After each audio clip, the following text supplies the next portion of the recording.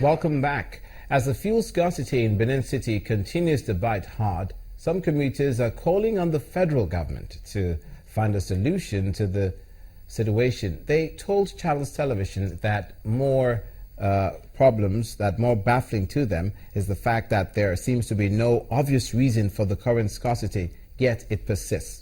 The chairman of the Petroleum Task Force Committee in Edo State, however, assures the people of his commitment towards ensuring that the fuel stations sell at the proper price. Few months after residents of Benin City in Edo State heaved a sigh of relief over the scarcity of petrol, another scarcity appears to be looming.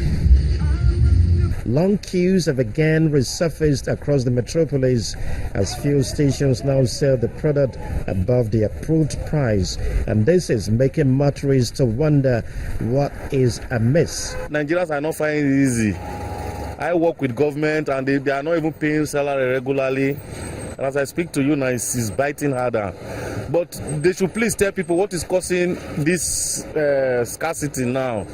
Nobody is talking anything. Nobody is saying anything. I'm on reserve. Look at it, bros. The risk. My prayer says is that they don't shut up the filling station. Once they do, it's possible that I'm going to park my car somewhere around there. The government failed everybody. We don't know who is. We don't even know who to tell. So if they will hear, let them go and let us see where to buy so that we can even look for something to give our children. While motorists are at a loss as to the cause of the hike in the price of petrol, the leader of the Petroleum Monitoring Team in Edo State has identified the recent hiccup at the Warri refinery as responsible. He, however, says that little hitch is not enough reason to cause scarcity. Over the weekend, there was hiccups and the Warri depot, and they say by this week everything will be okay. So people are just doing panic buying.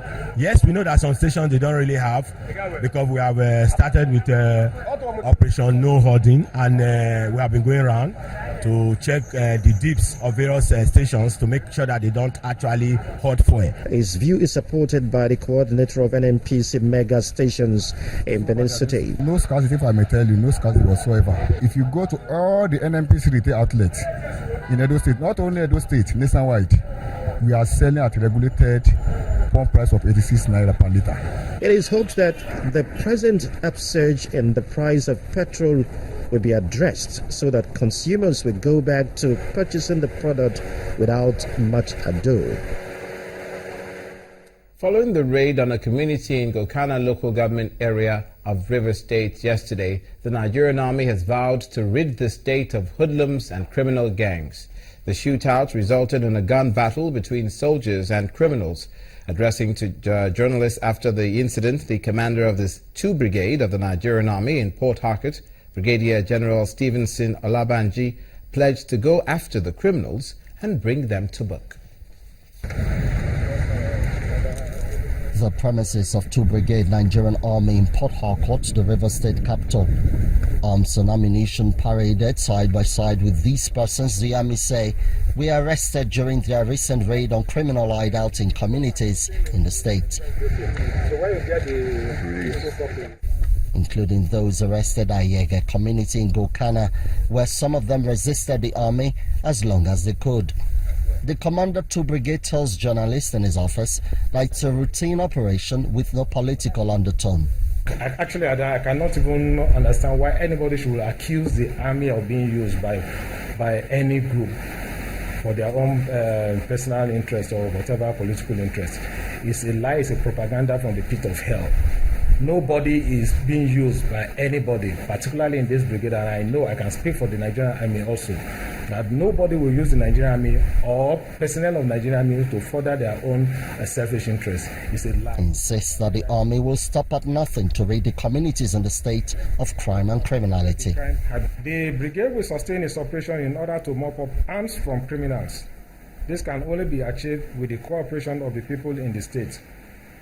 I therefore urge all law-abiding citizens to give security agencies accurate information that will lead to the arrest of criminal elements in the society. Any information provided in this regard will be treated as confidential. Elsewhere, a group called Civil Liberties Organization is meeting with journalists. According to them, it is on record that the federal government of Nigeria has recently hinted of its plans to deploy military troops across the Niger Delta region for a purpose that is totally unjustifiable, given that the region is neither under any substantial threat nor any form of fighting insecurity. As the army continues its security operations in communities in the state, some say there is need to ensure that its activities are seen to be above board for the safety and security of the people.